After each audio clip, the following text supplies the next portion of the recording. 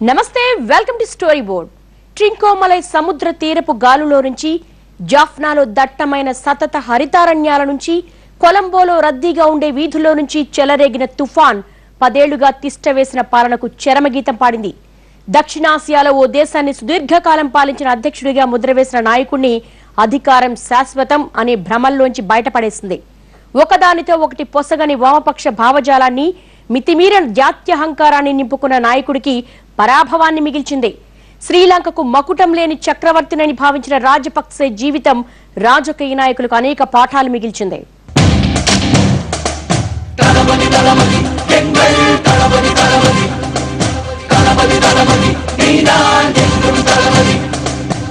అసలు ఎలా జరిగింది? ఇది సాధ్యమేనా? నెల రోజుల కాలంలో పరిస్థితి ఎందుకు మారిపోయింది? ఇలాంటి సమాధానం లేని ప్రశ్నలు శ్రీలంక అధ్యక్షుడు రాజపక్సేను ఉక్కిరిబిక్కిరి చేస్తూ ఉండి ఉండొచ్చు. ఇప్పటికిప్పుడు ఎన్నికలు జరిగితే మీరే అధ్యక్షుడని నిఘా వర్గాలు ఘంటాపదంగా చెప్పడంతో మరో 2 ఏళ్ల కాలాన్ని త్యాగం చేసి ఎన్నికలకెళ్లారు రాజపక్సే. కానీ ఊహించని విధంగా ఓడిపోయారు. నిఘా వర్గాలు రిపోర్ట్ ఇచ్చిన రోజు నుంచి ఎన్నికలు జరగడానికి మధ్యకాలంలో ఏం జరిగింది? కుంటిగుర్రం రేసులో గెలుస్తుందా అంటూ గేలి చేసిన వ్యక్తి విజేతగా ఎలా నిలిచాడు? రాజకీయ అస్థిరత్వం, జాతుల మధ్య అంతర్యుద్ధం రాజ్యమేలుతున్న దేశంలో నేనే ఆశాదీపాన్నంటూ పాలిటిక్స్ లోకి అడుగుపెట్టిన రాజపక్సే లంక రాజకీయాల్ని ఊహించని మలుపులు తిప్పారు. న్యాయవాద వృత్తిని పక్కన పెట్టి ఆశయం కోసం తిరుగుబాటు అనే నినాదంతో ప్రజల్లోకి దూసుకొచ్చాడు. 24 ఏళ్ల వయసులోనే శ్రీలంక ఫ్రీడమ్ పార్టీ నుంచి పార్లమెంటులోకి అడుగుపెట్టారు. 7 ఏళ్లు మినహాయిస్తే ఎంపీగా ఉన్నంతకాలం మంత్రిగా పనిచేశారు. ఇంతింతై అన్నట్టుగా రాజకీయ వామనుడిగా మారి ఎంపీ నుంచి ప్రధానమంత్రి, అక్కడి నుంచి అధ్యక్షుడిగా ఎన్నికయ్యారు. అధ్యక్ష పీఠాన్ని శాశ్వతం చేసుకునే ప్రయత్నంలో రాజపక్సే తీసుకున్న నిర్ణయం ఆయన రాజకీయ జీవితాన్ని కుదిపేసింది. రాజపక్ష, సిరిసేన ఇద్దరు కూడా సింహళీయులే. ఇద్దరికీ సింహళీయుల అంటే దేశంలో మెజారిటీ వర్గం మద్దతున్నది. 3 నెలల క్రితం రాజపక్ష ఓడిపోతాడని చెప్పని శ్రీలంకలో కానీ ప్రపంచంలో కానీ దాదాపు ఎవరు ఊహించరా. ఎవరన్నా చెప్తే నవ్వేసిండేవాడు, ఏం మాట్లాడుతున్నావా, మీకు అర్థం పర్థం లేదని చెప్పని. అంత బలంగా ఉన్నట్టు కనిపించింది ఆయనకి. కానీ సిరిసేన రాజపక్ష మంత్రివర్గంలోనే మంత్రిగా పనిచేశాడు, ఆరోగ్య మంత్రిగా పనిచేశాడు. మొన్న నవంబర్ దాకా ఆయన మంత్రివర్గంలో ఉన్నాడు. 2 నెలల క్రితం దాకా సిరిసేన ఆయన మంత్రివర్గంలో ఉన్నాడు. అధ్యక్ష పీఠంపై బలంగా పాతుకుపోయిన రాజపక్సే లాంటి రాజకీయ సింహాన్ని మట్టి కరిపించడం సాధ్యమా అనుకుంటున్న తరుణంలో రాజకీయంగా ఏమాత్రం బలం లేని మైత్రిపాల శ్రీసేన అనూహ్యంగా తెరపైకొచ్చారు. గత ఏడాది నవంబర్ వరకు శ్రీలంక వైద్య ఆరోగ్య శాఖ మంత్రిగా రాజపక్సే కేబినెట్లోనే ఉన్నారాయన. శ్రీలంక ఫ్రీడమ్ పార్టీ ప్రధాన కార్యదర్శిగా ఉన్న శ్రీసేన దేశంలోని చిన్నాచితగా పార్టీలను ఏకతాటిపైకి తీసుకొచ్చి న్యూ డెమోక్రటిక్ ఫ్రంట్ కూటమి ఏర్పాటు చేసి మిత్రపక్షాలతో కలిసి రంగంలోకి దిగారు. రాజపక్సే అవినీతి, బంధుప్రీతిపై ప్రజల్లో విస్తృతంగా ప్రచారం చేశారు. రాజపక్సే రహస్యాలన్నీ తెలిసిన వ్యక్తి కావడంతో శ్రీసేన మాటల్ని శ్రీలంక ప్రజానీకం నమ్మింది.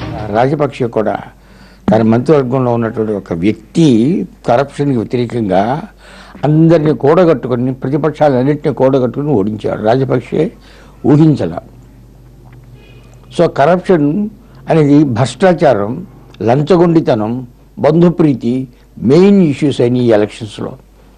కానీ రాజపక్సే గారు తప్పకుండా గెలుస్తారని అనుకున్నాడు. రాజపక్సే, శ్రీసేన ఇద్దరూ శ్రీలంకలో మెజారిటీ వర్గానికి చెందిన సింహళీయులే. దేశ జనాభాలో సింహళీయులు, బౌద్ధులు 70% ఉన్నారు. కొన్నేళ్లుగా ఈ వర్గం రాజపక్సేకు బలమైన ఓటు బ్యాంకుగా ఉంది. జాఫ్నా, ట్రింకోమలై ప్రాంతాల్లో తమిళుల బలం ఎక్కువ. దేశవ్యాప్తంగా తమిళ ముస్లిం ఓటర్లు 22% ఉన్నారు. అంతర్యుద్ధం ముగిసిన తరువాత శ్రీలంక దక్షిణ ప్రాంతాల్లో రాజపక్సే అనేక అభివృద్ధి కార్యక్రమాలు చేపట్టినా ఇవేమీ వర్కౌట్ కాలేదు. ఈ కార్యక్రమాల్లో అవినీతి కారణంగా గ్రామీణ ప్రాంతాల్లో సింహళ ఓటర్లలో రాజపక్సే పట్టు కోల్పోయారు. అధ్యక్ష ఎన్నికల కోసం మైనార్టీ వర్గాలకు తాయిలాలు ప్రకటించడం బౌద్ధుల్లోనూ ఆగ్రహం కలిగించింది. దీంతో రాజపక్సే ఓటు బ్యాంక్ దెబ్బతింది. ఆల్మోస్ట్ బార్డరింగ్ ఆన్ టు టిరనీ ఆ లెవెల్లో అతను పరిపాలించాడు.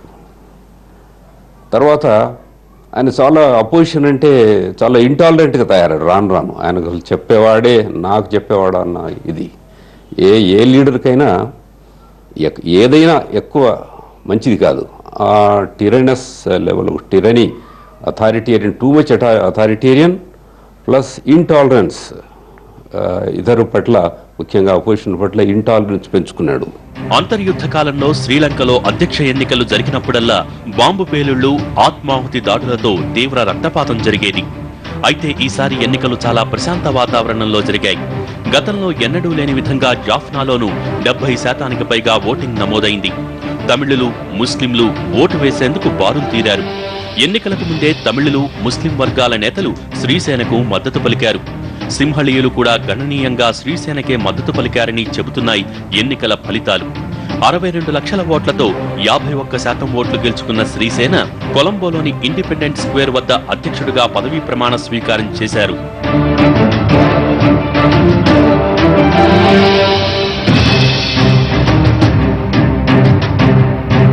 శ్రీలంకలో రాజపక్సే మాదిరిగా అధికారాన్ని చలాయించిన నాయకులు ఎవరూ లేరు. అధికారాన్ని శాశ్వతం చేసుకోవాలనే ఉద్దేశంతో రాజ్యాంగాన్ని కూడా మార్చేశారాయన. 2 సార్లు అధ్యక్షుడిగా పనిచేసిన వ్యక్తి తిరిగి అధ్యక్ష పదవికి పోటీ చేయరాదన్న నిబంధనను మార్చేశారు. అధ్యక్ష ఎన్నికలకు ఇంకా 2 ఏళ్ల సమయం ఉన్నా మరో 6 ఏళ్ల పాటు ఎదురు లేకుండా ఉండాలనే ఉద్దేశంతో ఎన్నికలకు వెళ్లారు. అధ్యక్ష ఎన్నికలు ఇప్పుడు జరిగితే రాజపక్సే భారీ మెజారిటీతో గెలుస్తారని, ఆలస్యం జరిగే కొద్దీ ఆయన ఓటు బ్యాంక్ తగ్గిపోతోందని నివేదిక వచ్చింది. నిఘా వర్గాల నివేదికను నమ్మిన రాజపక్సే ఎదురు దెబ్బతిన్నారు. అక్టోబర్లోనూ పరిస్థితుల ప్రకారం నిఘా వర్గాల నివేదిక కరెక్ట్ గానే ఉన్నా ఈ 2 నెలల్లోనే పరిస్థితి మారిపోయింది. కుటుంబ సభ్యుల్ని తన తమ్ముడు అక్కడ కీలకమైన పాత్ర వహిస్తున్నాడు. ఆయన రక్షణ మంత్రి అనుకుంటాను దేశంలో. ఇంకొక తమ్ముడు ప్రభుత్వంలో ఉన్నాడు. ఇంకొక ఆయన కుటుంబంలో ఆయన ఎంపీగా ఉన్నాడు. ఆ బంధువులు, కుటుంబ సభ్యులు, చాలామంది మంత్రులు, ఎంపీలు చాలా కీలక స్థానాల్లో ఉన్నారు. ఇవన్నీ చూసి ప్రజలకు వెగట కలిగింది. ఒక మనిషి, ఒక కుటుంబ పాలన, ఒక నియంతృత్వ ధోరణి, అధికార కేంద్రీకరణ, అహంకారం, దాంతో వచ్చే అవినీతి సహజంగా ఇవన్నీ బయటపడడానికి అవకాశం దొరికింది. రాజపక్సే పరాజయం శ్రీలంక తమిళులకు ఊహించని ఊరట కలిగించే అంశం. ఎన్నికలకు ముందే అన్ని వర్గాలతో కలిసి పనిచేస్తానని హామీ ఇచ్చిన శ్రీసేన పాలనతో లంకలో కొత్త అధ్యాయం మొదలవుతుందని ప్రపంచమంతా భావిస్తోంది. అంతర్యుద్ధం తాలూకు గాయాలు ఇంకా లంకను రాచపుండులా సలుపుతున్నాయి. వీటి నుంచి దేశాన్ని బయటపడేసి కొత్త మార్గంలో నడపాల్సిన బాధ్యత శ్రీసేనపైనే ఉంది. శ్రీసేన గెలుపు భారత్ శ్రీలంక సంబంధాల్లో కొత్త అధ్యాయానికి నాంది పలకనుంది. స్టోరీ బోర్డ్ లో షార్ట్ బ్రేక్.